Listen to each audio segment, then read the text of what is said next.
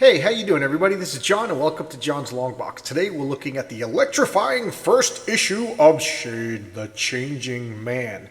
This is DC Comics. This is 35 cents. This was number one. This was July, and I'm gonna say 1976. That's my guess without looking at it. I haven't looked through this in years, but I wanted to do a Steve Ditko comic, and I wanted to do something that's not one of his more famous creations. So I dug this out. Look at this. It's in pretty good shape too. I bought this from a collection. Here we got a Shade just freaking out and being weird.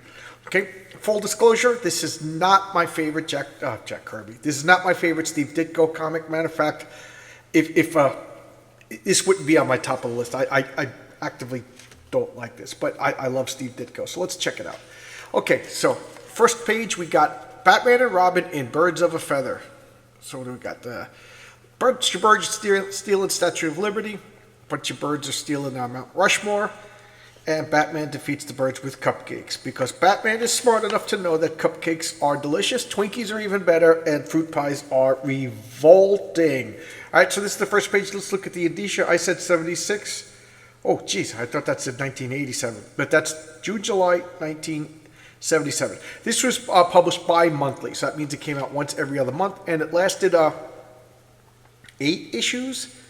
Yeah, it lasted 8 issues, and it was suddenly canceled. DC had like an implosion in 1977, and they canceled 1/3 of all their comics. So there was a double size, like 9th issue already plotted and drawn. I think it was completely done. Yeah, it was, obviously, because they collected it in the DC Comics Canceled Cavalcade, something I actually want to find, because I don't have that, and it has a lot of last issues of comics that I would like to read.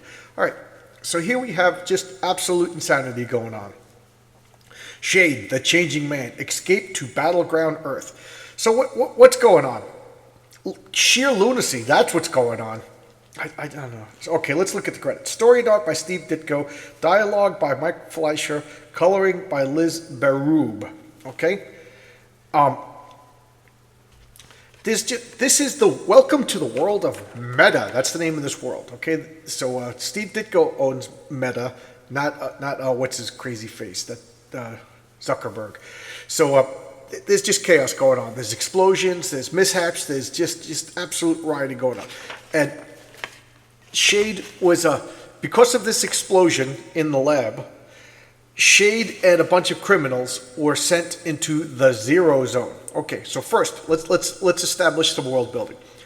Meta is like an Orwellian nightmare world of like absolute government and corrupt. Well, I don't know if is it corrupt? I don't know, but like authoritarianism government, and like individuality is frowned upon. That's one of the themes that Steve Ditko is interested in. And I'm interested in that too, so maybe that's why I'm in my 50s. I've been drawn to Steve Ditko, who, believe it or not, I couldn't stand Steve Ditko. I every time I talk about Steve Ditko, I tell this story, so I might as well tell this now. But when I was a little kid, I had these little look how filthy my hands are, guys. I'm a construction worker, and as much as I clean my hands, they never get clean. I got cuts on them. I have nasty hands. All right, but. When I was a little kid, I had these little collected editions. They were like 6 issues in one comic. I got them from the library, and I had the Spider-Man, I had Doctor Strange, I had the Hulk, I had the Fantastic Four, and I think that's all of that I had. But I didn't know them, but I would check them out over and over and over again. And the Hulk was Steve Ditko, Doctor Strange was Steve Ditko, Spider-Man was Steve Ditko. You know, the Fantastic Four, of course, was Jack Kirby, and I loved them. I could close my eyes and picture some of the panels. I did the Incredible Hulk number 6, one of my favorite comics, and my single most favorite Hulk comic of all time, Steve Ditko. So I love Steve Ditko. I just didn't know it because at this point, I'm talking 8, 9 years old. At this point, I didn't pay attention to the credits. I just loved the colors, the characters, the fights, and all that stuff. And those books were how I learned to read. Now, get back to me in the 80s. Steve Ditko is coming back to Marvel, and I think the very first exposure I had to Steve Ditko was a Micronauts annual, and I hated it. I hated it. I was like, how could somebody draw this bad? You know, this has to be a goof. This has to be like an AI doing it. That's how bad I hated it. And supposedly it was Steve Ditko. He half-assed it. He didn't want to go back to Marvel, so he kind of like did a crummy job. He just needed a paycheck. I don't know if that's true or not, and here I am, telling an unverified story. So he went back to Marvel, and that's what he did. He half-assed it, and I hated it. And later on in life, when I got more serious about comics, I started learning about the past masters. I learned about Jack Kirby. I learned about John Buscema. I learned about Steve Ditko and, John Byrne and Walt Simonson. And I learned about Steve Ditko. And the more I learned about Steve Ditko, at first, I still didn't like him. And until I realized, oh my God, he did all that stuff from my childhood that I loved. And I learned that he had a famous falling out with, I'll go back to the comics. I just didn't want to stay on the same page. He had a famous falling out with Stan Lee and left Marvel Comics. And that was to me, that was the end, his declining years, like the elves leaving Middle Earth. I'm big into Tolkien too. So, he declined and went into the West and remained Galadriel. But you never really saw his star shine as high. Of course, he went to Charlton. He did Blue Beetle. He did Captain Atom. He did a lot of great stuff. But I don't think he ever hit the heights like Spider-Man and Doctor Strange again. Cue the 80s. He comes back to Marvel. I think he was bitter and resentful and kind of half-assed it. Okay? He also, before that, he went back to DC, where he famously created things like Shade the Changing Man, The Creeper, and Hawk and Dove. So he went to DC. DC kind of, I don't know. I don't think he captured his glory, so he tried back at Marvel. And then I think he had sponsors. Why can't I think of her name? Robin something. And he did his own comics. And I have a whole bunch of them, and they're kind of unreadable, and they're kind of scary in the fact that it's you see the decline of a person's mental facilities. It actually is kind of scary. No jokiness, no being snide or anything like that. It's kind of like things like Alzheimer's disease and after seeing family members go through that kind of stuff scares me. But anyway, I don't know if Steve Ditko had any of that, but that's what I think of it when I read his. I should showcase one of those. Put that on a pile. All right, so now. I'm getting back interested in Steve Ditko. So after I learned about his falling out with Stan Lee, I got really interested in the guy. I remember renting a documentary back in the old VHS days. And I was like, I wonder what he looks like. And he wasn't even in it. It just had his words over his art. And I was like, that is weird. And I kind of got fascinated by the man. And through him, I learned about Ayn Rand and objectivism, and I started reading up on that. And I think objectivism gets a bad rap. I think people straw man it. They attack what they think it is rather than what it is. And I'm not going to say I believe in it, but I could see why it's a philosophy that people gravitate towards. Me, I'm not an objectivist, although I'm more conservative and I lean towards more a conservative viewpoint of we got to punish the guilty and we owe it to society to put away troublemakers and things like that. And Steve Ditko was absolutist about that. One of the things he said, how many things do you need to steal before you're a thief? One. You either have never stole anything or you stole one thing, or you stole 1,000 things. But if as long as you've taken one thing, you're a thief, and you're a thief for life. If you told one lie, you're a liar for life.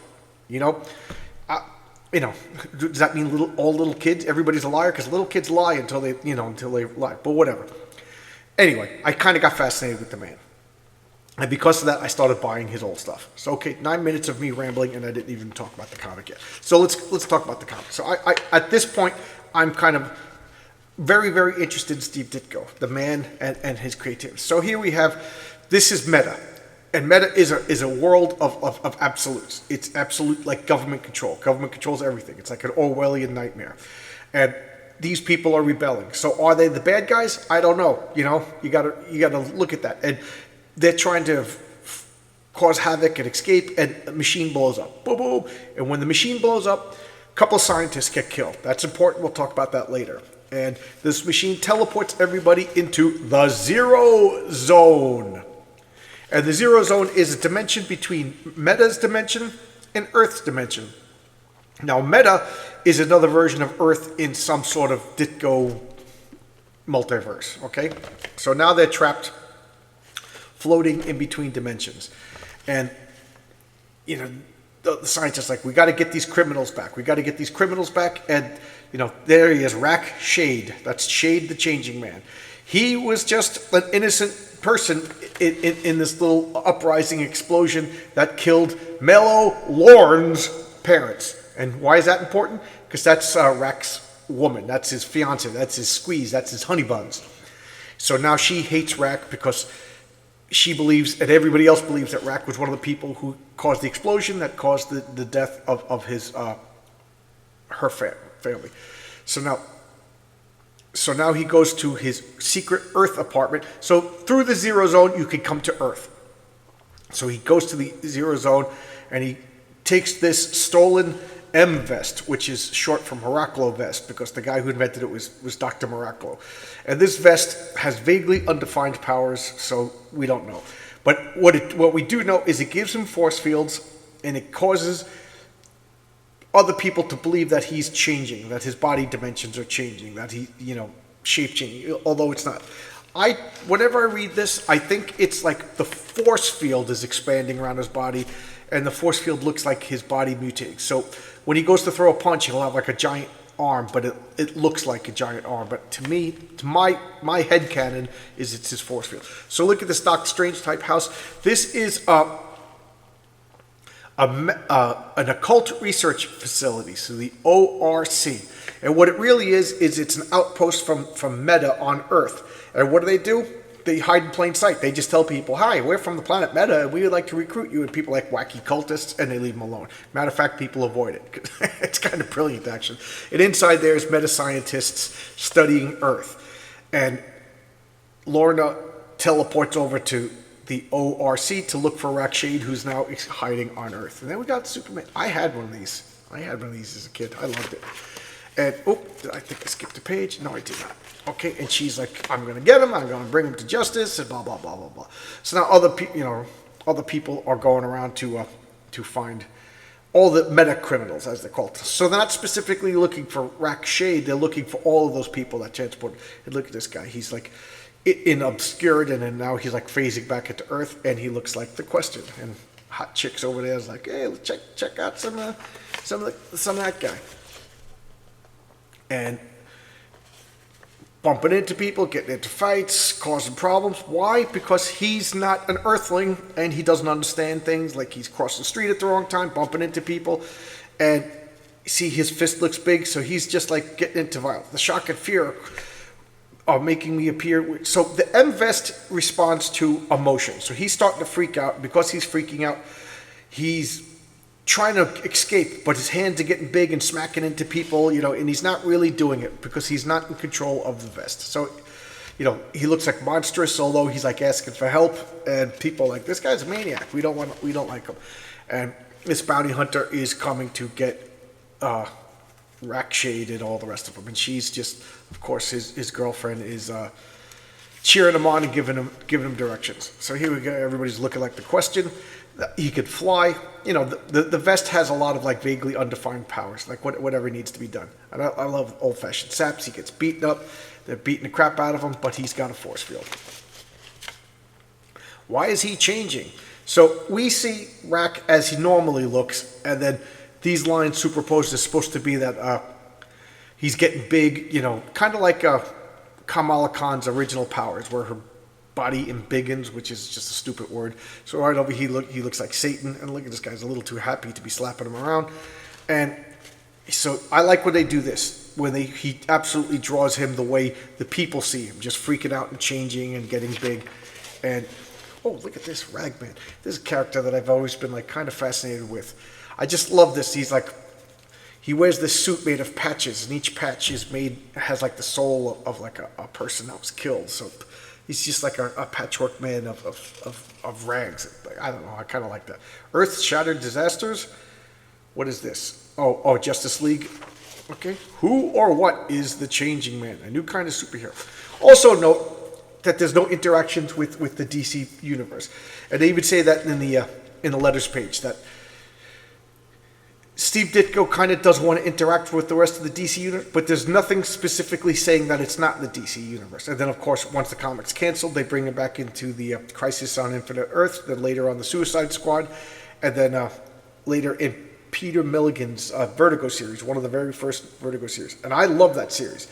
That's actually my first exposure into Shade the Changing Man, was the Peter Milligan Shade the Changing Man series that came out when I was into my Jack Kerouac and Beat Poets phase back in like the early 90s. And to me, that's a very important comic, and that's what got me interested in this. So now he's fighting back, and he's doing that thing where you spin around and pull your legs out. I think that would just rip my spine out. And to the people, he's just like a distorted, angry, freaky monster. And when in reality, like, this guy has a heart attack or faints or something, and he's like, "What's going on?" And everybody's afraid of him. And then here comes this Doctor Strange looking villain floating down on the power of his atomic thing. And Star Blazing Immortals stalk the earth. Oh, the Return of the New Gods. So this is somebody else doing Jack Kirby's New Gods. I've never read the original New Gods. I have the omnibus. I got to check that out.